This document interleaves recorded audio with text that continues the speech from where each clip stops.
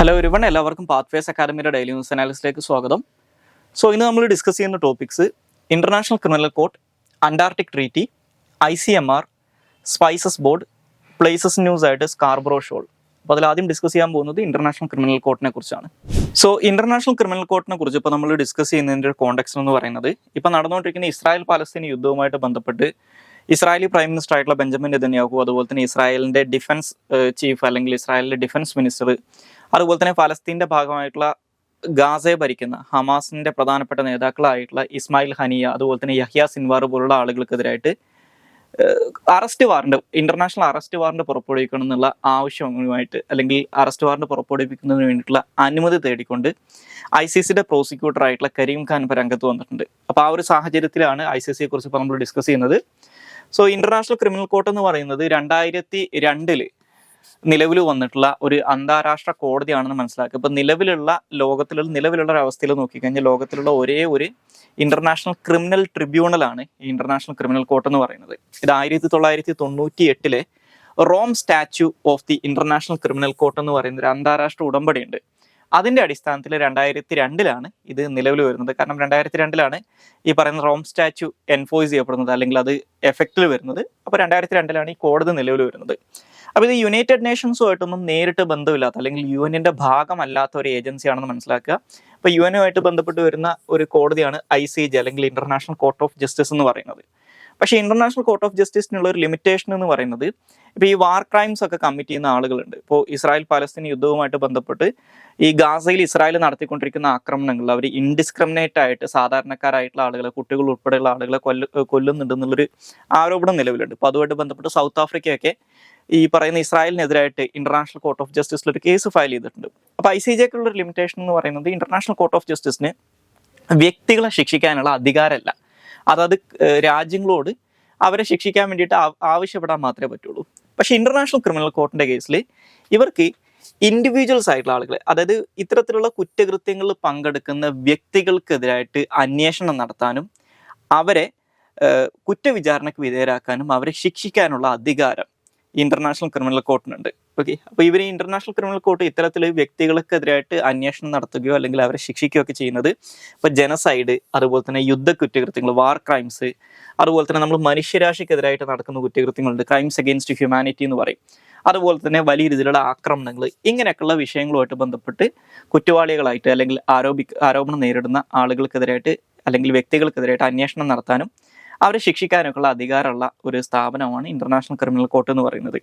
ഇപ്പോൾ ഇത്തരത്തിൽ ഇത്തരത്തിൽ ICC ശിക്ഷിച്ചിട്ടുള്ള ആൾക്കാരുടെ എക്സാമ്പിൾ നോക്കിക്കഴിഞ്ഞാൽ പണ്ട് 1990-കളിൽ സോവിയറ്റ് യൂണിയൻ്റെ ഒക്കെ തകർച്ചയ്ക്ക് ശേഷം സോവിയറ്റ് യൂണിയൻ പോലെ ഉണ്ടായിരുന്ന മറ്റൊരു കോൺഫെഡറേഷൻ ആയിരുന്നു യുഗോസ്ലാവിയ എന്ന് പറയുന്നത്. ഈ യുഗോസ്ലാവിയ തകരുന്ന സമയത്ത് ഈ ഒരുപാട് സിവിൽ വാറുകൾ അവിടെ നടക്കുന്നുണ്ട്. എസ്പെഷ്യലി ഇന്നത്തെ ബോസ്നിയ ആൻഡ് ഹെർസഗോവിന എന്ന് പറയുന്ന രാജ്യമായിട്ട് ബന്ധപ്പെട്ട് ഈ ബോസ്നിയ ആൻഡ് ഹെർസഗോവിന പ്രദേശത്ത് സെർബിയയുടെ നേതൃത്വത്തിൽ വലിയ രീതിയിലുള്ള അട്രോസിറ്റീസ് കമ്മിറ്റ് ചെയ്യുന്നുണ്ട്. അപ്പോൾ അതിൻ്റെ പേരിൽ ആ കാലഘട്ടത്തിൽ സെർബിയയുടെ പ്രസിഡന്റ് ആയിരുന്ന സ്ലൊബോദൻ മിലോസെവിച്ച് എന്ന് പറയുന്ന ഒരാളുണ്ട്. ഈ സ്ലൊബോദൻ മിലോസെവിച്ച് അതുപോലെ തന്നെ അവരുടെ സൈനിക നേതാക്കളായിരുന്ന മ്ലാദിച്ച് എന്നൊക്കെ പറയുന്ന ആളുകൾക്കെതിരായിട്ട് ഈ ഇന്റർനാഷണൽ ക്രിമിനൽ കോർട്ട് നടപടി സ്വീകരിക്കുകയും അവരെ ജയിലിൽ അടക്കുകയൊക്കെ ചെയ്തിട്ടുണ്ട്. അപ്പോൾ ഇത്തരത്തിലുള്ള കുറ്റകൃത്യങ്ങളിൽ ഏർപ്പെടുന്ന വ്യക്തികളെ ശിക്ഷിക്കാൻ അധികാരമുള്ള അല്ലെങ്കിൽ അവർക്കെതിരായിട്ട് കേസ് അന്വേഷിക്കാനൊക്കെ അധികാരമുള്ള ഒരു സ്ഥാപനമാണ് ഇന്റർനാഷണൽ ക്രിമിനൽ കോർട്ട്. അപ്പോൾ ICJയിൽ നിന്ന് എൻറ്റയർലി ഡിഫറൻ്റ് ആണെന്ന് മനസ്സിലാക്കുക. 1998 റോം സ്റ്റാച്യുവിൻ്റെ അടിസ്ഥാനത്തിൽ 2002 ഇത് നിലവിൽ വരുന്നത്. പിന്നെ ഈ ഇന്റർനാഷണൽ കോർട്ട് ഓഫ് ജസ്റ്റിസ് പോലെ തന്നെ ഇന്റർനാഷണൽ ക്രിമിനൽ കോർട്ടിൻ്റെയും ഹെഡ് ക്വാർട്ടേഴ്സ് സ്ഥിതി ചെയ്യുന്നത് നെതർലാൻഡ്സിലെ ഹേഗിലാണ്. ഇപ്പോൾ നിങ്ങൾ നോക്കിക്കഴിഞ്ഞാൽ ഈ ICJ, അതുപോലെ തന്നെ ICC, അതുപോലെ തന്നെ മറ്റൊരു അന്താരാഷ്ട്ര കോടതിയായിട്ടുള്ള പെർമനന്റ് കോർട്ട് ഓഫ് ആർബിട്രേഷൻ, ഈ 3 കോടതികളും ലൊക്കേറ്റ് ചെയ്തിട്ടുള്ളത് നെതർലാൻഡ്സിലെ ഹേഗിലാണ്. ഇനി അതുപോലെ തന്നെ ഇന്റർനാഷണൽ ക്രിമിനൽ കോർട്ടിന്റെ മറ്റൊരു പ്രത്യേകത എന്ന് പറയുന്നത് ഈ ലോകത്ത് ഇത്തരത്തിൽ നടക്കുന്ന എല്ലാ കേസുകളിലും ഇവർക്ക് ഇടപെടാൻ പറ്റില്ല. പകരം ഈ റോം സ്റ്റാച്യുവിനകത്ത് പാർട്ടിസിപ്പേറ്റ് ചെയ്യുന്ന, അതായത് ഈ റോം സ്റ്റാച്യു എന്ന് പറയുന്ന എഗ്രിമെന്റ് സൈൻ ചെയ്തിട്ടുള്ള രാജ്യങ്ങളുമായിട്ട് ബന്ധപ്പെട്ടിട്ടുള്ള കേസുകളിൽ മാത്രമേ അവർക്ക് ഇടപെടാൻ പറ്റൂ. അപ്പം നിലവിൽ 123 രാജ്യങ്ങളാണ് ഈ റോം സ്റ്റാച്യുവിനകത്ത് പാർട്ടീസ് ആയിട്ട് അല്ലെങ്കിൽ ഇതിനകത്ത് സിഗ്നറ്ററീസ് ആയിട്ടുള്ളത്. പക്ഷെ ലോകത്തിൽ ഇത്തരത്തിൽ വലിയ രീതിയിൽ യുദ്ധങ്ങൾ നടത്തുന്ന അല്ലെങ്കിൽ ലോകത്തിൽ വലിയ രീതിയിലുള്ള സൈനിക ശക്തികളായിട്ടുള്ള പ്രധാനപ്പെട്ട ഒരു രാജ്യവും അല്ലെങ്കിൽ പ്രധാനപ്പെട്ട മിക്ക രാജ്യങ്ങളും ഈ റോം സ്റ്റാച്യുവിനകത്ത് സൈൻ ചെയ്തിട്ടില്ല. ഇപ്പോൾ ഉദാഹരണത്തിന് അമേരിക്ക, അതുപോലെ ചൈന, റഷ്യ, ഇന്ത്യ, ഇപ്പോൾ ഈ കേസുമായിട്ട് ബന്ധപ്പെട്ട് വരുന്ന ഇസ്രായേൽ, ഇവരാരും തന്നെ റോം സ്റ്റാച്യൂവിലെ സിഗ്നേറ്ററീസ് അല്ല. ഓക്കെ, അപ്പോൾ ആ ഒരു കാര്യം കൂടി ഓർത്തിരിക്കുക. ഇനി അതുപോലെ തന്നെ ഈ ഇന്റർനാഷണൽ ക്രിമിനൽ കോർട്ടിന് പ്രവർത്തിക്കുന്നതിന് വേണ്ടിയിട്ടുള്ള പണം അവർ കണ്ടെത്തുന്നത് ഈ റോം സ്റ്റാച്യൂവിനകത്ത് സിഗ്നേറ്ററീസ് ആയിട്ടുള്ള രാജ്യങ്ങൾ കൊടുക്കുന്ന കോൺട്രിബ്യൂഷൻസും അതുപോലെ തന്നെ മറ്റുള്ള ഗവൺമെന്റുകൾ കൊടുക്കുന്ന വളണ്ടറി കോൺട്രിബ്യൂഷൻസ്, ഇന്റർനാഷണൽ ഓർഗനൈസേഷൻസിന്റെയും വ്യക്തികളുടെയും സ്ഥാപനങ്ങളുടെയൊക്കെ കയ്യിൽ നിന്ന് കിട്ടുന്ന സംഭാവനയുടെയൊക്കെ അടിസ്ഥാനത്തിലുണ്ടെങ്കിൽ ആ പണം ഉപയോഗിച്ചിട്ടാണ് ഇവർ പ്രവർത്തിക്കുന്നത്. ഇനി ഇന്റർനാഷണൽ ക്രിമിനൽ കോർട്ടിനകത്ത് 18 ജഡ്ജിമാരാണ് ഉള്ളത്. ഈ 18 ജഡ്ജിമാരെയും ഈ പറയുന്ന റോം സ്റ്റാച്യൂവിനകത്ത് മെമ്പേഴ്സ് ആയിട്ടുള്ള രാജ്യങ്ങൾ ചേർന്ന് ഇലക്ട് ചെയ്യുന്നതാണ്. ഈ ജഡ്ജിമാരുടെ കാലാവധി എന്ന് പറയുന്നത് 9 വർഷമാണ്. ഇവർ റീ അപ്പോയിൻമെന്റിന് എലിജിബിൾ അല്ല. ഇനി ഈ പറയുന്ന 18 ജഡ്ജിമാരിൽ 3 ജഡ്ജിമാർ ഉൾപ്പെടുന്നതാണ്, അല്ലെങ്കിൽ ഈ 18 ജഡ്ജിമാരിലെ 3 ജഡ്ജിമാർ ഉൾപ്പെടുന്നതാണ് ഇന്റർനാഷണൽ ക്രിമിനൽ കോർട്ടിന്റെ പ്രസിഡൻസി എന്ന് പറയുന്നത്. അതായത് ഒരു പ്രസിഡന്റും 2 വൈസ് പ്രസിഡന്റുമാരാണ് ഉണ്ടാവുക. അത് ഈ 18 ജഡ്ജിമാരിൽ നിന്നുള്ള 3 പേര്, ആ 18 പേര് ചേർന്നുകൊണ്ട് ഇലക്ട് ചെയ്യാണ് ചെയ്യുന്നത്. ഓക്കെ, അപ്പോൾ ബേസിക്കലി ഈ പറയുന്ന ഈ ജഡ്ജിമാരുടെ പ്രവർത്തനങ്ങളെ ഏകോപിപ്പിക്കുക, അതുപോലെ തന്നെ ഇന്റർനാഷണൽ കോർട്ട് ഓഫ് ക്രിമിനൽ കോർട്ടിന്റെ ഒരു ഫേസ് ആയിട്ട്, അല്ലെങ്കിൽ ഇന്റർനാഷണൽ ക്രിമിനൽ കോർട്ട് എന്ന് പറയുന്ന ഒരു സ്ഥാപനത്തിന് അന്താരാഷ്ട്ര തലത്തിൽ പ്രതിനിധീകരിക്കുക, ഈ കാര്യങ്ങളൊക്കെയാണ് ഈ പ്രസിഡൻസി ചെയ്യുന്നത്. ഇനി അതുപോലെ തന്നെ ഇന്റർനാഷണൽ ക്രിമിനൽ കോർട്ടുമായിട്ട് ബന്ധപ്പെട്ടുള്ള മറ്റൊരു പ്രധാനപ്പെട്ട ഓഫീസാണ് ഓഫീസ് ഓഫ് ദി പ്രോസിക്യൂട്ടർ എന്ന് പറയുന്നത്. ഇപ്പോൾ നേരത്തെ പറഞ്ഞ ഈ കരീം ഖാൻ, ഇപ്പോൾ നിലവിൽ ഇന്റർനാഷണൽ ക്രിമിനൽ കോർട്ടിന്റെ പ്രോസിക്യൂട്ടർ ആയിട്ടുള്ള കരീം ഖാൻ ഈ പറയുന്ന ഓഫീസ് ഓഫ് ദി പ്രോസിക്യൂട്ടർ എന്നുള്ളതാണ് അദ്ദേഹത്തിന്റെ ഒഫീഷ്യൽ ഡെസിഗ്നേഷൻ എന്ന് പറയുന്നത്. അപ്പോൾ ബേസിക്കലി ഇത്തരത്തിലുള്ള ഈ ഇന്റർനാഷണൽ ക്രിമിനൽ കോർട്ടിന്റെ ജൂറിസ്ഡിക്ഷന്റെ പരിധിപ്പെടുന്ന കേസുകളുമായിട്ട് ബന്ധപ്പെട്ടിട്ടുള്ള റെഫറൽസ് റിസീവ് ചെയ്യുക, അതുപോലെ തന്നെ ഇത്തരത്തിലുള്ള ക്രൈംസുമായിട്ട് ബന്ധപ്പെട്ടിട്ടുള്ള ഇൻഫർമേഷൻസ് വന്നു കഴിഞ്ഞാൽ അതിനെക്കുറിച്ച് അന്വേഷണം നടത്തുക, അതുപോലെ തന്നെ ഇത്തരത്തിൽ അറസ്റ്റ് വാറന്റുകൾ ഉൾപ്പെടെയുള്ള കാര്യങ്ങൾ പുറപ്പെടുവിക്കുക, ഈ കാര്യങ്ങളൊക്കെ ചെയ്യുന്നത് ഈ ഓഫീസ് ഓഫ് ദി പ്രോസിക്യൂട്ടർ ആണ്. ഇനി ഇന്റർനാഷണൽ ക്രിമിനൽ കോർട്ടിന്റെ ജൂറിസ്ഡിക്ഷൻ നോക്കിക്കഴിഞ്ഞാൽ ഇന്റർനാഷണൽ ക്രിമിനൽ കോർട്ടിന്റെ ജൂറിസ്ഡിക്ഷൻ ഞാൻ നേരത്തെ സൂചിപ്പിച്ചതുപോലെ തന്നെ ഈ റോം സ്റ്റാച്യൂവിലെ അംഗമായിട്ടുള്ള ഒരു രാജ്യം കമ്മിറ്റ് ചെയ്യുന്ന കുറ്റകൃത്യങ്ങൾ, അതല്ലെങ്കിൽ റോം സ്റ്റാച്യൂവിലെ അംഗമായിട്ടുള്ള ഒരു രാജ്യത്തിനെതിരായിട്ട് ആരെങ്കിലും നടത്തുന്ന കുറ്റകൃത്യങ്ങൾ, ഇങ്ങനെയുള്ള കേസുകളിൽ മാത്രമേ ഇവർക്ക് ഇടപെടാൻ പറ്റൂ. അപ്പോൾ ഞാൻ നേരത്തെ പറഞ്ഞ ഇസ്രായേൽ പാലസ്തീൻ കോൺഫ്ലിക്റ്റിനകത്ത് ഇസ്രായേൽ റോം സ്റ്റാച്യൂവിന്റെ ഭാഗമല്ല. പിന്നെ എങ്ങനെയാണ് ഈ കേസിനകത്ത് ഇന്റർനാഷണൽ ക്രിമിനൽ കോർട്ടിന് ജൂറിസ്ഡിക്ഷൻ കിട്ടുന്നതെന്ന് വെച്ച് കഴിഞ്ഞാൽ ഈ ഇസ്രായേൽ പാലസ്തീൻ കോൺഫ്ലിക്റ്റിന്റെ ഒരു ഭാഗത്ത് നിൽക്കുന്ന പാലസ്തീൻ എന്ന് പറയുന്നത് ഒരു രാജ്യമായിട്ട് UN-ന്റെ ഒന്നും ഭാഗമല്ലെങ്കിലും ലോകത്തിലെ ഏകദേശം 120-ൽ കൂടുതൽ രാജ്യങ്ങൾ പലസ്തീൻ ഒരു രാജ്യമായിട്ട്, ഇന്ത്യ ഉൾപ്പെടെയുള്ള 120ഓളം രാജ്യങ്ങൾ പലസ്തീൻ ഒരു രാജ്യമായിട്ട് അംഗീകരിക്കുന്നുണ്ട്. അപ്പോൾ ഈ പാലസ്തീൻ എന്ന് പറയുന്ന രാജ്യം റോം സ്റ്റാച്യൂവിലെ ഒരു മെമ്പറാണ്. അപ്പോൾ പാലസ്തീനെതിരായിട്ട് ഇസ്രായേൽ കമ്മിറ്റ് ചെയ്യുന്ന കേസുകളിൽ ഈ പറയുന്ന ഇന്റർനാഷണൽ ക്രിമിനൽ കോർട്ടിന് ഇടപെടാൻ പറ്റും. ഓക്കെ, അതുപോലെ തന്നെ സാധാരണഗതിയിൽ ഈ ഇന്റർനാഷണൽ ക്രിമിനൽ കോർട്ട് ഇങ്ങനെയുള്ള കേസുകളിൽ ഇടപെടാറുള്ളത് ഈ കുറ്റകൃത്യങ്ങൾ കമ്മിറ്റ് ചെയ്തിട്ടുള്ള ആളുകൾക്കെതിരായിട്ട് ആ രാജ്യത്തിലുള്ള കോടതികൾ കൃത്യമായിട്ട് നടപടികൾ സ്വീകരിക്കാതിരിക്കുന്ന സമയത്താണ്. ഇനി ഇത് കൂടാതെ റോം സ്റ്റാച്യൂവിലെ മെമ്പർ അല്ലാത്ത, അല്ലെങ്കിൽ റോം സ്റ്റാച്യൂവുമായിട്ട് ഒരു ബന്ധവും ഇല്ലാത്തൊരു രാജ്യത്തിന്റെ കാര്യത്തിലും ഇന്റർനാഷണൽ ക്രിമിനൽ കോർട്ടിന് ഇടപെടാം. അത് ഈ പറയുന്ന യുണൈറ്റഡ് നേഷൻസിന്റെ സെക്യൂരിറ്റി കൗൺസിൽ റഫറലിന്റെ അടിസ്ഥാനത്തിൽ ഇത്തരത്തിൽ റോം സ്റ്റാച്യൂ മെമ്പർ അല്ലാത്ത രാജ്യങ്ങളുമായിട്ട് ബന്ധപ്പെട്ടിട്ടുള്ള പ്രശ്നങ്ങളിലും ഈ പറയുന്ന ഇന്റർനാഷണൽ ക്രിമിനൽ കോർട്ടിന് ഇടപെടാം എന്ന് മനസ്സിലാക്കുക. ഓക്കെ, ഇനി അതുപോലെ തന്നെ ഈ ഇന്റർനാഷണൽ ക്രിമിനൽ കോർട്ടിന്റെ ജൂറിസ്ഡിക്ഷന്റെ മറ്റൊരു ലിമിറ്റേഷൻ എന്ന് പറയുന്നത് ഈ റോം സ്റ്റാച്യൂ നിലവിൽ വന്നതിന് ശേഷമുള്ള കേസുകളിൽ മാത്രമേ ഇവർക്ക് ഇടപെടാൻ പറ്റൂ എന്നുള്ള ഒരു കാര്യം കൂടി ഈ സ്റ്റാച്യൂവിനകത്ത് പറയുന്നുണ്ട്. ഓക്കെ, സോ ഇനി നമുക്ക് അടുത്തതായിട്ട് ഡിസ്കസ് ചെയ്യാനുള്ള ടോപ്പിക്ക് അന്റാർട്ടിക് ട്രീറ്റിയെ കുറിച്ചാണ്. സോ ഈ അന്റാർട്ടിക് ട്രീറ്റിയുമായിട്ട് ബന്ധപ്പെട്ട് ഇന്നത്തെ ഇന്ത്യൻ എക്സ്പ്രസിന്റെ പേജ് 13 ഒരു വാർത്ത അവർ പബ്ലിഷ് ചെയ്തിട്ടുണ്ട്. അതിനുള്ള കാരണം എന്ന് പറയുന്നത് ഇപ്പോൾ ഈ അന്റാർട്ടിക് ട്രീറ്റിയുമായിട്ട് ബന്ധപ്പെട്ട് വരുന്ന ഒരു മീറ്റിംഗ് ആണ് അന്റാർട്ടിക് ട്രീറ്റി കൺസൾട്ടേറ്റീവ് മീറ്റിംഗ്, അല്ലെങ്കിൽ ATCM എന്ന് പറയുന്നത്. അപ്പോൾ ഇതിന്റെ 46ാമത്തെ, ഇതിനെയാണ് അന്റാർട്ടിക് പാർലമെന്റ് എന്ന് വിളിക്കുന്നത്. സോ അപ്പോൾ ഇതിന്റെ 46ാമത്തെ മീറ്റിംഗ് ഇപ്പോൾ കൊച്ചിയിൽ വെച്ച് ഈ മെയ് 20 തൊട്ട് 30 വരെയുള്ള സമയത്ത് നടക്കാൻ പോവാണ്. അപ്പോൾ ആ ഒരു കോണ്ടെക്സ്റ്റിലാണ് ഈ അന്റാർട്ടിക് ട്രീറ്റിയെ കുറിച്ചും അതുപോലെ തന്നെ ഈ ATCM-നെ കുറിച്ചിട്ടുള്ളൊരു എക്സ്പ്ലെയിൻഡ് ആയിട്ടുള്ള ഒരു ആർട്ടിക്കിൾ ഇന്ത്യൻ എക്സ്പ്രസിന്റെ പേജ് 13 വന്നിട്ടുള്ളത്. ആ ഒരു കോണ്ടെക്സ്റ്റിലാണ് അതിനെക്കുറിച്ച് നമ്മൾ ഡിസ്കസ് ചെയ്യുന്നത്.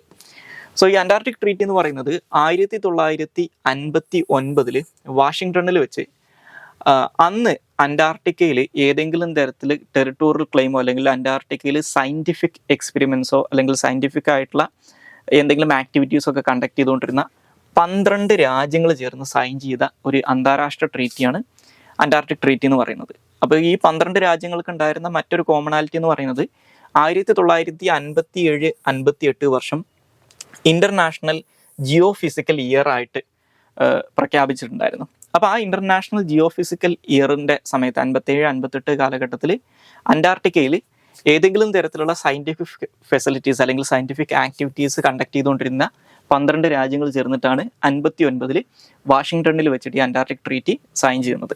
ഇത് നിലവിൽ വരുന്നത് 1961 സോ ഇപ്പോൾ ഈ 1961 നിലവിൽ വന്നിട്ടുള്ള ഈ അന്റാർട്ടിക് ട്രീറ്റി അനുസരിച്ച് നമ്മുടെ ഭൂമിയുടെ 60 ഡിഗ്രി സൗത്ത് ലാറ്റിറ്റ്യൂഡിന് സൗത്ത് ആയിട്ട് കിടക്കുന്ന എല്ലാ പ്രദേശങ്ങൾക്കും ഈ അന്റാർട്ടിക് ട്രീറ്റി ബാധകമാണെന്ന് പറയുന്നുണ്ട്. ഇനി അന്റാർട്ടിക് ട്രീറ്റിയുടെ ഒബ്ജക്റ്റീവ്സ് ആയിട്ട് പറയുന്ന കാര്യങ്ങൾ എന്ന് പറയുന്നത് പ്രധാനമായിട്ടും 3 കാര്യങ്ങളാണ്.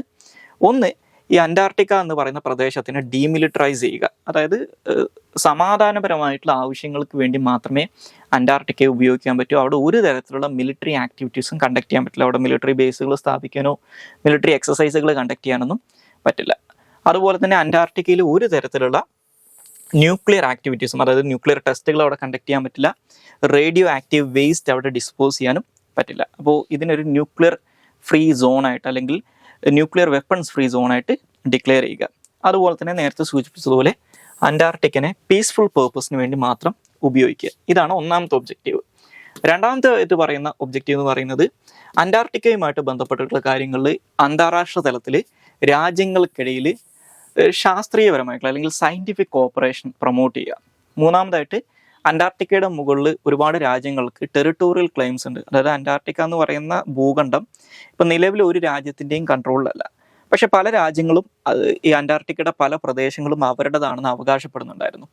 അപ്പോൾ ആ അവകാശവാദങ്ങൾ തൽക്കാലത്തേക്ക് ഫ്രീസ് ചെയ്യുക. ഓക്കെ, അത് തൽക്കാലത്തേക്ക് സെറ്റ് അസൈഡ് ചെയ്യുക. അതായത് ഈ അന്റാർട്ടിക് ട്രീറ്റി അനുസരിച്ച് ഈ രാജ്യങ്ങൾക്ക് അന്റാർട്ടിക്കയുടെ മുകളിലുണ്ടായിരുന്ന ടെറിട്ടോറിയൽ ക്ലെയിംസ് ഇല്ലാതായിട്ടില്ല. പക്ഷേ പുതുതായിട്ട് ഒരു രാജ്യം ടെറിട്ടോറിയൽ ക്ലെയിം ഉന്നയിക്കരുതെന്ന് പറഞ്ഞിട്ടുണ്ട്. നിലവിൽ ഉന്നയിച്ചിട്ടുള്ള ടെറിട്ടോറിയൽ ക്ലെയിംസിൻ്റെ വലിപ്പം, അതായത് ആ ടെറിട്ടറീസ് പിന്നെ എക്സ്പാൻഡ് ചെയ്യാൻ പറ്റില്ല എന്നും പറഞ്ഞിട്ടുണ്ട്. അതായത് നിലവിലുള്ള ടെറിട്ടോറിയൽ ക്ലെയിംസുമായിട്ട് ബന്ധപ്പെട്ടിട്ടുള്ള കാര്യങ്ങളിൽ ഒരു തീരുമാനമൊന്നും അന്റാർട്ടിക് ട്രീറ്റി എടുത്തിട്ടില്ല. അപ്പോൾ ഈ പറയുന്ന ടെറിട്ടോറിയൽ ക്ലെയിംസുമായിട്ട് ബന്ധപ്പെട്ട് വരുന്ന ഡിസ്പ്യൂട്ടുകൾ തൽക്കാലത്തേക്ക് ഫ്രീസ് ചെയ്യുക എന്നുള്ളതാണ് ഇതിൻ്റെ മൂന്നാമത്തെ ഒബ്ജക്റ്റീവ് എന്ന് പറയുന്നത്.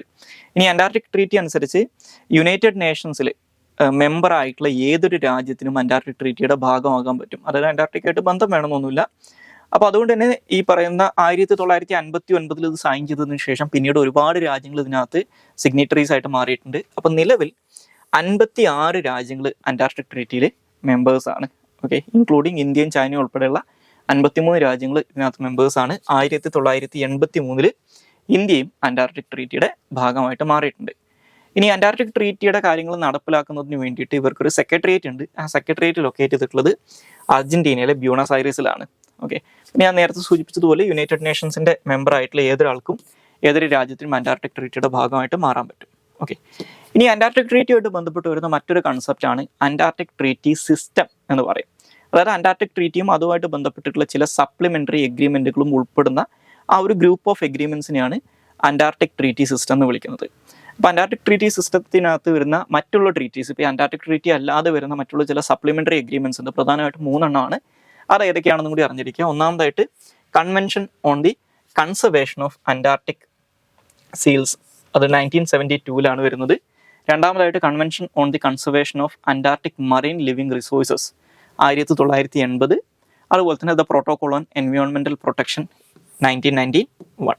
അപ്പോൾ ഈ 3 എണ്ണവും അതുപോലെ തന്നെ പ്ലസ് അന്റാർട്ടിക് ട്രീറ്റിയും കൂടി ഉൾപ്പെടുന്നതിനെയാണ് അന്റാർട്ടിക് ട്രീറ്റി സിസ്റ്റം എന്ന് വിളിക്കാറുള്ളത്. ഇനി ഈ പറയുന്ന അന്റാർട്ടിക് പാർലമെന്റിനെ കുറിച്ചും കൂടി ജസ്റ്റ് ഒന്ന് അറിഞ്ഞിരിക്കുക. നേരത്തെ സൂചിപ്പിച്ചതുപോലെ ഈ അന്റാർട്ടിക് ട്രീറ്റിയുമായിട്ട് ബന്ധപ്പെട്ടിട്ടുള്ള സ്റ്റേറ്റ് പാർട്ടീസിൻ്റെ ഒരു മീറ്റിങ്ങിനെയാണ് ഈ അന്റാർട്ടിക് പാർലമെന്റ് എന്ന് വിളിക്കുന്നത്. അത് ഒഫീഷ്യലി അറിയപ്പെടുന്നത് അന്റാർട്ടിക് ട്രീറ്റി കൺസൾട്ടേറ്റീവ് മീറ്റിംഗ് എന്നുള്ള പേരിലാണ്. അപ്പോൾ അന്റാർട്ടിക്കയുമായിട്ട് ബന്ധപ്പെട്ടിട്ടുള്ള കാര്യങ്ങളിൽ പരസ്പരം വിവരങ്ങൾ കൈമാറുക, അതുപോലെ തന്നെ ഈ അന്റാർട്ടിക്കയുമായിട്ട് ബന്ധപ്പെട്ടിട്ടുള്ള രാജ്യങ്ങളുടെ പൊതു താല്പര്യങ്ങളുമായിട്ട് ബന്ധപ്പെട്ടിട്ടുള്ള കാര്യങ്ങളിൽ പരസ്പരം ചർച്ചകൾ നടത്തുക, അതുപോലെ തന്നെ ഈ അന്റാർട്ടിക്കയുമായിട്ട് ബന്ധപ്പെട്ടിട്ടുള്ള കാര്യങ്ങളിൽ ഗവൺമെൻറ് പോളിസീസ് ഫോർമുലേറ്റ് ചെയ്യാനും ബാക്കിയുള്ള കാര്യങ്ങൾക്കൊക്കെ റെക്കമെൻഡേഷൻസ് മേക്ക് ചെയ്യുക എന്നുള്ള കാര്യങ്ങളൊക്കെയാണ് ഈ പറയുന്ന അന്റാർട്ടിക് ട്രീറ്റി കൺസൾട്ടേറ്റീവ് മീറ്റിംഗ് കൊണ്ട് ഉദ്ദേശിക്കുന്നത്. സോ ഇതൊരു ആൽഫബറ്റിക്കൽ ഓർഡറിലാണ്, ഇംഗ്ലീഷ് ആൽഫബറ്റിക്കൽ ഓർഡറിലാണ് ഈ മീറ്റിങ്ങിൻ്റെ ഹോസ്റ്റുകൾ മാറാറുള്ളത്. അപ്പോൾ ഇപ്രാവശ്യം അത് ഇന്ത്യയിൽ കൊച്ചിയിൽ വെച്ചിട്ടാണ് നടക്കുന്നതെന്ന് ഓർത്തിരിക്കുക. ഇനി നമുക്ക് അടുത്തതായിട്ട് ഡിസ്കസ് ചെയ്യാനുള്ള ടോപ്പിക്ക് ICMR കുറിച്ചാണ്. അപ്പോൾ ICMR കുറിച്ച് ഇപ്പോൾ ഡിസ്കസ് ചെയ്യാനുള്ള ഒരു കാരണം ഈ കോവാക്സിനുമായിട്ട് ബന്ധപ്പെട്ട് കോവാക്സിൻ്റെ അഡ്വേഴ്സ് എഫക്ട്സുമായിട്ട് ബന്ധപ്പെട്ട് ബനാറസ് ഹിന്ദു യൂണിവേഴ്സിറ്റി റീസെൻ്റ്ലി ഒരു സ്റ്റഡി പബ്ലിഷ് ചെയ്തിട്ടുണ്ടായിരുന്നു.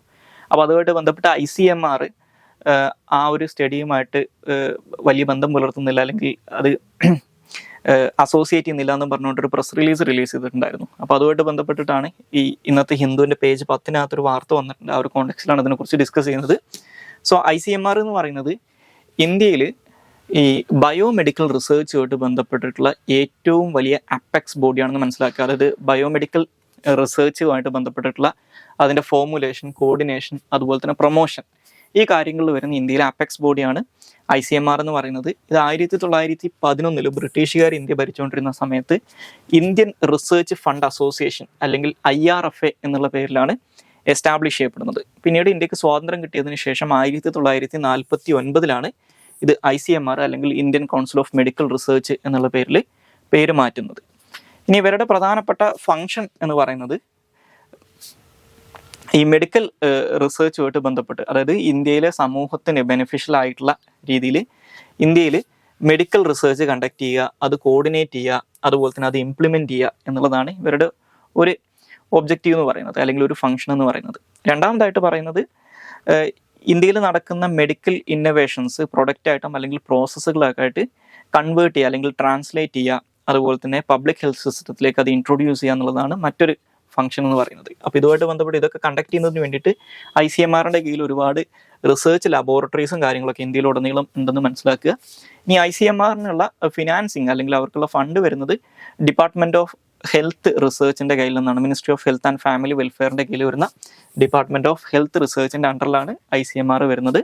ഇനി ICMRൻ്റെ ഗവേണിംഗ് ബോർഡിനെ ഹെഡ് ചെയ്യുന്നത് കേന്ദ്ര ആരോഗ്യമന്ത്രിയാണ് എന്ന് മനസ്സിലാക്കുക. ഇനി അത് കൂടാതെ ഇവർക്ക് ICMRൻ്റെ സയൻറ്റിഫിക് ആൻഡ് ടെക്നിക്കൽ മാറ്റേഴ്സിനെ കാര്യങ്ങൾ നോക്കുന്നതിന് വേണ്ടിയിട്ട് ഒരു സയൻറ്റിഫിക് അഡ്വൈസറി ബോഡി ഉണ്ടെന്ന് മനസ്സിലാക്കുക. ഈ പറയുന്ന ബയോമെഡിക്കൽ ഫീൽഡിനകത്തുള്ള എക്സ്പേർട്സ് ഉൾപ്പെടുന്ന ഒരു സയൻറ്റിഫിക് അഡ്വൈസറി ബോർഡ് ഉണ്ടെന്നും മനസ്സിലാക്കുക.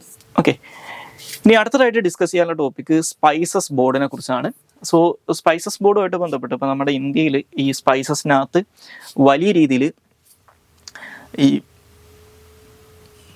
ഈഥലിൻ ഓക്സൈഡിൻ്റെ കണ്ടന്റ് ഉണ്ട് എന്നുള്ളൊരു ആരോപണം വരുന്നുണ്ട്. അതുമായിട്ട് ബന്ധപ്പെട്ട് ഇന്ത്യയിൽ നിന്ന് സ്പൈസ് ഇമ്പോർട്ട് ചെയ്യുന്ന പല രാജ്യങ്ങളും അത് റീകൺസിഡർ ചെയ്തുകൊണ്ടിരിക്കുകയാണ്. കാരണം ഈ ഈഥലിൻ ഓക്സൈഡ് എന്ന് പറയുന്നത് ഹൈലി ക്യാൻസറിന് കാരണമാകുന്ന ഒരു കെമിക്കൽ ആയതുകൊണ്ട് തന്നെ. അപ്പോൾ ഇതുമായിട്ട് ബന്ധപ്പെട്ട് സ്പൈസസ് ബോർഡിൻ്റെ ചില നിലപാടുകളെ കുറിച്ച് ഇന്നത്തെ ഇന്ത്യൻ എക്സ്പ്രസിൻ്റെ പേജ് 15 ആർട്ടിക്കിൾ വന്നിട്ടുണ്ട്. ആ ഒരു കോണ്ടെക്സ്റ്റിലാണ് ഇതിനെക്കുറിച്ച് ഡിസ്കസ് ചെയ്യുന്നത്. സോ ഈ സ്പൈസസ് ബോർഡ് എന്ന് പറയുന്നത് നമ്മുടെ ഇന്ത്യയിൽ സ്പൈസസിൻ്റെ എക്സ്പോർട്ട് പ്രൊമോട്ട് ചെയ്യുന്നതിന് വേണ്ടിയിട്ടുള്ള സ്പൈസസുമായിട്ട് ബന്ധപ്പെട്ടിട്ടുള്ള ഒരു റെഗുലേറ്ററി ബോഡിയാണെന്ന് മനസ്സിലാക്കുക. ഇത് റെഗുലേറ്ററി ബോഡിയും ഒരു എക്സ്പോർട്ട് പ്രൊമോഷൻ ബോഡിയും മാത്രമല്ല, ഇതൊരു സ്റ്റാറ്റ്യൂട്ടറി ബോഡിയും കൂടിയാണ്. കാരണം 1986 ഇന്ത്യൻ പാർലമെന്റ് പാസ്സാക്കിയിട്ടുള്ള സ്പൈസസ് ബോർഡ് ആക്ട് എന്ന് പറയുന്നൊരു നിയമമുണ്ട്. ആ നിയമത്തിന്റെ അടിസ്ഥാനത്തിൽ 1987 ഇത് എസ്റ്റാബ്ലിഷ് ചെയ്യപ്പെടുന്നത്. സ്പൈസസ് ബോർഡിന്റെ ഹെഡ് ക്വാർട്ടേഴ്സ് ലൊക്കേറ്റ് ചെയ്തിട്ടുള്ളത് കൊച്ചിയിലാണ്. ഓക്കെ, അപ്പോൾ ഇവരുടെ റെസ്പോൺസിബിലിറ്റി എന്ന് പറയുന്നത് ആ കാലഘട്ടത്തിൽ 87 ഇത് എസ്റ്റാബ്ലിഷ് ചെയ്യപ്പെടുന്ന സമയത്ത് ഇവരുടെ പ്രധാനപ്പെട്ട റെസ്പോൺസിബിലിറ്റി എന്ന് പറയുന്നത് കാർഡമൻ്റെ പ്രൊഡക്ഷന്, അതുപോലെ തന്നെ ഡെവലപ്മെൻറ്റ്, അതുപോലെ തന്നെ അതിൻ്റെ എക്സ്പോർട്ട് പ്രൊമോഷൻ എന്നിവയായിരുന്നു. പിന്നീട് അത് കൂടാതെ ഈ ഒരു നിയമത്തിനകത്ത് ഈ നിയമത്തിൻ്റെ ഷെഡ്യൂളിൽ പറയുന്ന 52ഓളം സ്പൈസസ് ഉണ്ട്. അതിൻ്റെ എക്സ്പോർട്ട് പ്രൊമോഷനും സ്പൈസസ് ബോർഡിൻ്റെ അധികാര പരിധിയിൽ അല്ലെങ്കിൽ അവരുടെ ഉത്തരവാദിത്തമാണ്. പിന്നെ ഞാൻ നേരത്തെ സൂചിപ്പിച്ചതുപോലെ ഇവരുടെ ഹെഡ് ക്വാർട്ടേഴ്സ് ലൊക്കേറ്റ് ചെയ്തിട്ടുള്ളത് കൊച്ചിയിലാണ്. ഈ സ്പൈസസ് ബോർഡിനെ ഹെഡ് ചെയ്യുന്നത് ഒരു ചെയർമാനാണ്. അതായത് ഗവൺമെൻറ് ഓഫ് ഇന്ത്യയിൽ ഒരു ജോയിന്റ് സെക്രട്ടറി റാങ്കിലോ അതിന് തുല്യമായിട്ടുള്ള റാങ്കിലോ ഇരിക്കുന്ന ഒരാളായിരിക്കും ഇതിൻ്റെ ചെയർമാനായിട്ടുണ്ടാവുക. നിലവിൽ union ministry of commerce and ഇൻഡസ്ട്രിയുടെ കീഴിലാണ് സ്പൈസസ് ബോർഡ് വരുന്നത്. ഇനി ഞാൻ നേരത്തെ പറഞ്ഞതുപോലെ ഇന്ത്യയിലെ സ്പൈസസിന് ഒരു ഇന്റർനാഷണൽ മാർക്കറ്റ് ക്രിയേറ്റ് ചെയ്യുക, അതിൻ്റെ എക്സ്പോർട്ടിനെ പ്രൊമോട്ട് ചെയ്യുക എന്നുള്ളതാണ് ഇവർ പ്രധാനമായിട്ടും ചെയ്യുന്ന ജോലി എന്ന് പറയുന്നത്. അപ്പോൾ അതിൻ്റെ ഭാഗമായിട്ട് ഈ എക്സ്പോർട്ട് പ്രൊമോഷൻ്റെ ഭാഗമായിട്ട് എക്സ്പോർട്ടിൻ്റെ ക്വാളിറ്റി കൺട്രോൾ അല്ലെങ്കിൽ നമ്മൾ എക്സ്പോർട്ട് ചെയ്യുന്ന സ്പൈസസിൻ്റെ ക്വാളിറ്റി എൻഷുർ ചെയ്യുന്നതൊക്കെ സ്പൈസസ് ബോർഡാണ്. അപ്പോൾ അതിന് വേണ്ടിയിട്ട് ഈ ക്വാളിറ്റി എൻഷുർ ചെയ്യുന്നതിന് വേണ്ടിയിട്ട് സ്പൈസസ് ബോർഡിന് കൊച്ചിയിൽ ഒരു state of the art laboratory ഉണ്ട്.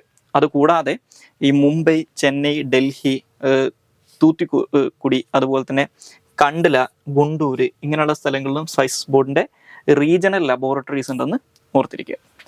ഇനി നമുക്ക് അവസാനമായിട്ട് ഡിസ്കസ് ചെയ്യാനുള്ള ടോപ്പിക് പ്ലേസസ് ന്യൂസ് ആണ്. അത് സ്കാർബറോ ഷോളിനെ കുറിച്ചാണ്. സോ ഈ സ്കാർബറോ ഷോളുമായിട്ട് ബന്ധപ്പെട്ട് ഇന്ന് ദ ഹിന്ദുവിൻ്റെ ഇന്റർനാഷണൽ പേജിനകത്ത് അല്ലെങ്കിൽ അവരുടെ വേൾഡ് പേജിനകത്ത് ഒരു ചെറിയൊരു ന്യൂസ് വന്നിട്ടുണ്ട്. കാരണം ഈ ചൈനയും ഫിലിപ്പീൻസും തമ്മിൽ ടെറിട്ടോറിയൽ ഡിസ്പ്യൂട്ടുള്ള സൗത്ത് ചൈന സീയിലുള്ള ഒരു അറ്റോളാണ് ശരിക്കും ഈ സ്കാർബറോ ഷോൾ എന്ന് പറയുന്നത്. സോ ഇതെന്താണെന്ന് ജസ്റ്റ് ഒന്ന് മനസ്സിലാക്കുക. സ്കാർബറോ ഷോൾ എന്ന് പറയുന്നത് സൗത്ത് ചൈന സീയിൽ ലൊക്കേറ്റ് ചെയ്തിട്ടുള്ള ഒരു അറ്റോളാണെന്ന് മനസ്സിലാക്കുക. ഇത് ഈ സൗത്ത് ചൈന സീയിലുള്ള രണ്ട് പ്രധാനപ്പെട്ട ഫീച്ചേഴ്സാണ്. ഒരു മക്ലസ്റ്റ് ഫീൽഡ് ബാങ്ക് എന്ന് പറയുന്ന ഒരു സബ്മേർജ്ഡ് ആയിട്ടുള്ള ഒരു അറ്റോൾ ഉണ്ട്. ഓക്കെ, അതിൻ്റെ ഈസ്റ്റിലായിട്ട് അല്ലെങ്കിൽ ഈ പറയുന്ന സ്കാർബറോ ഷോളിൻ്റെ വെസ്റ്റിലായിട്ട് കിടക്കുന്നത് ഈ പറയുന്ന മക്ലസ് ഫീൽഡ് ബാങ്ക് ആണ്. ഓക്കെ, ഇനി അതുപോലെ തന്നെ ഫിലിപ്പീൻസിൽ അവരുടെ ക്യാപിറ്റലായിട്ടുള്ള മനിലൊക്കെ ലൊക്കേറ്റ് ചെയ്തിട്ടുള്ള ഫിലിപ്പീൻസിലെ ഏറ്റവും പ്രധാനപ്പെട്ട ഐലൻഡാണ് ഐലൻഡ് ഓഫ് ലുസോൺ എന്ന് പറയുന്നത്. ഐലൻഡ് ഓഫ് ലുസോൺ ആണ് ഇവരുടെ ഈസ്റ്റേൺ സൈഡിലുള്ളത്. ഞാൻ നേരത്തെ സൂചിപ്പിച്ചതുപോലെ ഇത് ചൈനക്കും ഫിലിപ്പീൻസിനും ഇടയിൽ ടെറിട്ടോറിയൽ ഡിസ്പ്യൂട്ട് നിലവിലുള്ള ഒരു മേഖലയാണ്. ഇത് ചൈന അവരുടേതാണെന്നും ഫിലിപ്പീൻസ് അവരുടേതാണെന്നും അവകാശപ്പെടുന്ന ഒരു പ്രദേശമാണ്. 2012 ഈ സ്കാർബറോ ഷോളുമായിട്ട് ബന്ധപ്പെട്ട് ആദ്യം ചൈനയിൽ നിന്നുള്ള ഫിഷർമാൻമാരും അല്ലെങ്കിൽ ചൈനയിൽ നിന്നുള്ള മീൻപിടുത്തക്കാരും ഫിലിപ്പീൻസ് നേവിയും തമ്മിൽ അല്ലെങ്കിൽ ഫിലിപ്പീൻസിന്റെ കോസ്റ്റ് ഗാർഡും നേവിയും ഒക്കെ തമ്മിൽ ഒരു ഏറ്റുമുട്ടൽ നടക്കുന്നുണ്ട്. അപ്പോൾ അതിനുശേഷം ചൈനയുടെ നേവിനെ ഇങ്ങോട്ട് ഡിപ്ലോയ് ചെയ്യുകയും അതിന്റെ ഭാഗമായിട്ട് 2012 ഈ സ്കാർബറോ ഷോൾ ചൈന പിടിച്ചെടുക്കുകയും ചെയ്തിട്ടുണ്ട്. പക്ഷേ ഈ സ്കാർബറോ ഷോൾ ശരിക്കും ഒരു റോക്കി ഫോർമേഷനാണ്. അവിടെ കാര്യമായിട്ടുള്ള ഹ്യൂമൻ ഇൻഹാബിറ്റേഷൻ ഒന്നുമില്ല, ഒരു ബാരൻ ലാൻഡാണത്. അവിടെ നിലവിൽ ഫിക്സഡ് ആയിട്ടുള്ള മിലിറ്ററി ഇൻസ്റ്റലേഷൻസ് ഒന്നുമില്ല. പക്ഷേ ചൈനയുടെ കൺട്രോളാണ് ഇപ്പോൾ ഇതുള്ളതെന്ന് മനസ്സിലാക്കുക. അപ്പോൾ ഇതുമായിട്ട് ബന്ധപ്പെട്ട് 2016 ഇപ്പോൾ നിങ്ങൾക്ക് ഈ മാപ്പ് നോക്കിക്കഴിഞ്ഞാൽ കാണാൻ പറ്റും, ഇത് ഫിലിപ്പീൻസിൽ നിന്ന് ഏകദേശം ഒരു 120 മൈൽ ദൂരത്താണ് കിടക്കുന്നത്. പക്ഷേ ചൈനയിൽ നിന്ന് ഒരുപാട് അകലെയാണ് ഈ സ്കാർബറോ ഷോൾ കിടക്കുന്നത്. പക്ഷേ ചൈന ഈ സൗത്ത് ചൈന സീയുമായിട്ട് ബന്ധപ്പെട്ട് ചൈനയ്ക്കുള്ളൊരു ടെറിട്ടോറിയൽ ക്ലെയിം ഉണ്ട്. അതിനെയാണ് 9 ലൈൻ എന്ന് വിളിക്കുക. ഈ 9 ലൈനിനകത്താണ് ഈ സ്കാർബറോ ഷോൾ വരുന്നത്. ഇതാണ് 9 ലൈൻ. അപ്പോൾ ഇതിനകത്താണ് ഈ സ്കാർബറോ ഷോൾ വരുന്നത്. അപ്പോൾ അതുകൊണ്ട് തന്നെ ചൈന ഇത് അവരുടേതാണെന്ന് അവകാശപ്പെടുന്നു. 2012 തൊട്ട് അവരാണ് ഈ സ്കാർബറോ ഷോൾ കൺട്രോൾ ചെയ്യുന്നത്, അല്ലെങ്കിൽ ചൈനയുടെ കൺട്രോളിലാണ് ഈ പെർട്ടിക്കുലർ ഐലൻഡ് ഉള്ളതെന്ന് മനസ്സിലാക്കുക. സോ ഇതിനെതിരായിട്ട് 2012 ശേഷം ഫിലിപ്പീൻസ് ഹേഗിലുള്ള പെർമനന്റ് കോർട്ട് ഓഫ് ആർബിട്രേഷനിൽ ഈ ചൈന ചെയ്യുന്നത് United Nations convention on law of സീസ് അല്ലെങ്കിൽ UN ക്ലോസിന്റെ ഒരു വയലേഷൻ ആണെന്നും പറഞ്ഞുകൊണ്ട് ഒരു കേസ് ഫയൽ ചെയ്തിട്ടുണ്ടായിരുന്നു. പക്ഷെ ആ കേസ് ഫയൽ ചെയ്ത സമയത്ത് ചൈന അവരുടെ ഭാഗം വിശദീകരിക്കുന്നതിന് വേണ്ടിയിട്ട് ഈ കേസിനകത്ത് പങ്കെടുത്തില്ല. അപ്പോൾ ഇതൊരു യൂണിലാറ്ററൽ ആയിട്ടുള്ള കേസായിരുന്നു എന്ന് മനസ്സിലാക്കുക. പക്ഷേ ആ കേസിനകത്ത് 2016 ഈ പെർമനന്റ് കോർട്ട് ഓഫ് ആർബിട്രേഷന് ചൈനയോട് ഈ സ്കാർബറോ ഷോളിൽ നിന്ന് വിഡ്രോ ചെയ്യാൻ വേണ്ടിയിട്ട് ആവശ്യപ്പെട്ടിട്ടുണ്ടായിരുന്നു. ഫിലിപ്പീൻസിന് അനുകൂലമായിട്ടുള്ള ഒരു വിധി പ്രസ്താവിച്ചിട്ടുണ്ടായിരുന്നു. പക്ഷെ അത് നടപ്പിലാക്കാനോ അല്ലെങ്കിൽ ആ വിധി അംഗീകരിക്കാനോ ഇപ്പോഴും ചൈന തയ്യാറായിട്ടില്ല. അതുകൊണ്ട് തന്നെ ഇപ്പോഴും ഈ ടെറിട്ടറി അടക്കുന്നത് ചൈനയുടെ കയ്യിൽ തന്നെയാണ്. അപ്പോൾ ഈ സൗത്ത് ചൈന സീ എന്ന് പറയുന്ന ഏരിയ നിങ്ങൾ കൃത്യമായിട്ടൊന്ന് നോക്കിയിരിക്കുക. കാരണം ഈ മേഖലയിൽ നിന്ന് ഇപ്പോൾ ഒരുപാട് ന്യൂസുകൾ വരാറുണ്ട്. ഇപ്പോൾ ഈ സ്കാർബറോ ഷോള്, അതുപോലെ തന്നെ ചൈനക്കും വിയറ്റ്നാമിനും ഇടയിൽ അതിർത്തി തർക്കം നിലവിലുള്ള അല്ലെങ്കിൽ ടെറിട്ടോറിയൽ ഡിസ്പ്യൂട്ട് നിലവിലുള്ള പറാസൽ ഐലൻഡ്സ്, അതുപോലെ തന്നെ ചൈനക്കും ഫിലിപ്പീൻസിനും ഇടയിൽ തർക്കം നിലവിലുള്ള മറ്റൊരു ഗ്രൂപ്പ് ഓഫ് ഐലൻഡ്സ് ആണ് അല്ലെങ്കിൽ ആർച്ചിപ്പലാഗോണ് സ്പാർട്ട്ലി ഐലൻഡ്സ് ഒക്കെ. അപ്പോൾ ഇതുമായിട്ട് ബന്ധപ്പെട്ടൊക്കെ ഇടക്കിടക്ക് വാർത്തകൾ വരാറുണ്ട്. അപ്പോൾ ഈ ഏരിയാസ് ഒക്കെ ഒന്ന് നോക്കിയിരിക്കുക. ഓക്കെ, സോ ഇത്രയും കാര്യങ്ങളാണ് ഇന്നത്തെ ഡെയിലി ന്യൂസ് അനാലിസിനകത്ത് ഡിസ്കസ് ചെയ്യാനുള്ളത്. Thank you all.